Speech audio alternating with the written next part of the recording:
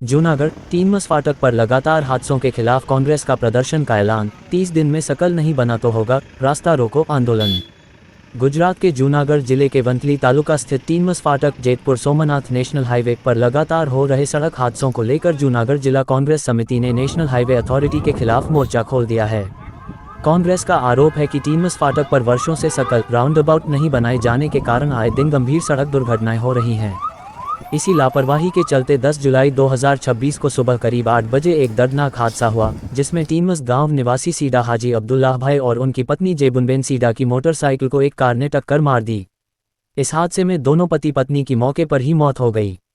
जूनागढ़ जिला कांग्रेस समिति का कहना है कि वर्ष 2015 और 16 से लगातार टीनमस फाटक पर सकल बनाने की मांग की जा रही है, लेकिन नेशनल हाईवे अथॉरिटी ने अब तक कोई ठोस कदम नहीं उठाया। कांग्रेस ने सवाल उठाया है कि क्या मानव जीवन की कोई कीमत नहीं है? क्या प्रशासन और नेशनल हाईवे अथॉरिटी किसी और निर्दोष की जान जाने का इंतजार कर रहे हैं? इसी मुद्दे को लेकर जूनागढ़ जिला कांग्रेस अध्यक्ष अमित भाई पटेल और जिला कांग्रेस महासचिव वी.टी. सीडा ने जिला कलेक्टर को ज्ञापन सौंपकर मांग की है कि टीनमस फाटक पर 30 दिनों के भीतर सकल निर्माण का कार्य शुरू किया जाए। कांग्रेस ने चेतावनी दी है कि यदि 30 दिनों के भीतर निर्माण कार्य शुरू नहीं किया गया तो महात्मा गांधी के बताए हिंसक मार्ग पर चलते हुए जूनागढ़ जिला कांग्रेस समिति और टीनमस गांव के ग्रामीण संयुक्त रूप से रास्ता रोको आंदोलन करेंगे, जिसकी पूरी जिम्मेदारी नेशनल हाईवे अथॉरिटी की होगी। अमित पटेल, जूनागढ़ जिला कांग्रेस प्रमुख। टीनमस जे वंथली तालुकाનું ટીનમસ ગામ છે, ત્યાં ગઈકાલે એક દંપતીનું ગમખ્વાર અકસ્માતને હિસાબે જે મૃત્યુ, અમે કલેક્ટર મારફતે હાઈવે ઓથોરિટીને પણ વિનંતી કરી છે। આની પહેલાં પણ અનેક વખત રજૂઆત કરી કે ટીનમસ જે 5000થી વધારે લોકો રહેતા હોય ત્યાં એક સર્કલ બનાવવામાં આવે, અને એ સર્કલ ન બનાવવાને કારણે અનેક વખત આવા ગમખ્વાર અકસ્માત સર્જાયા છે અને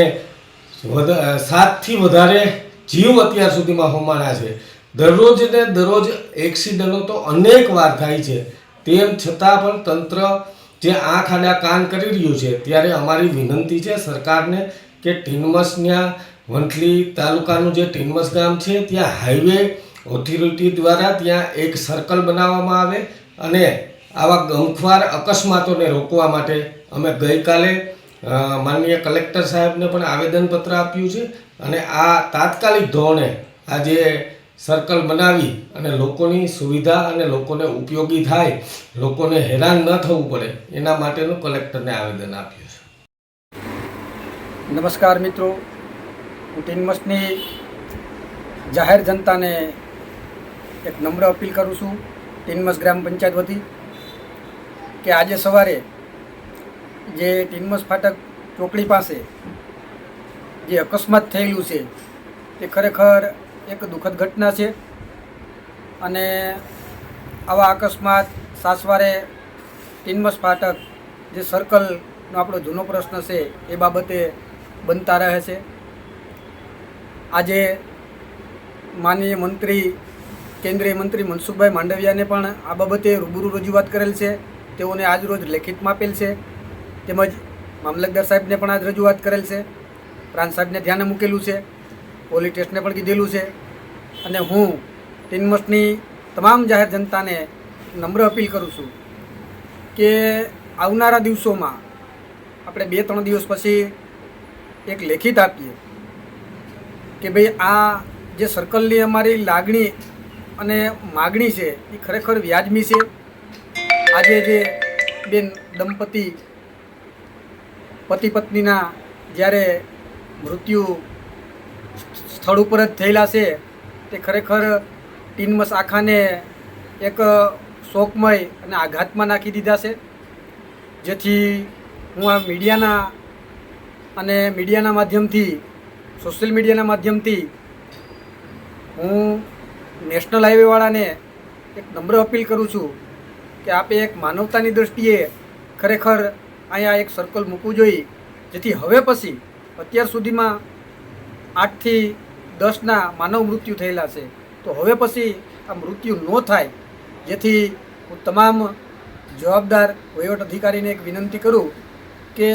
આવતા અઠવાડિયા અથવા 15 દિવસમાં જો આ સર્કલનો પ્રશ્ન હલ નહીં થાય તો આજે જ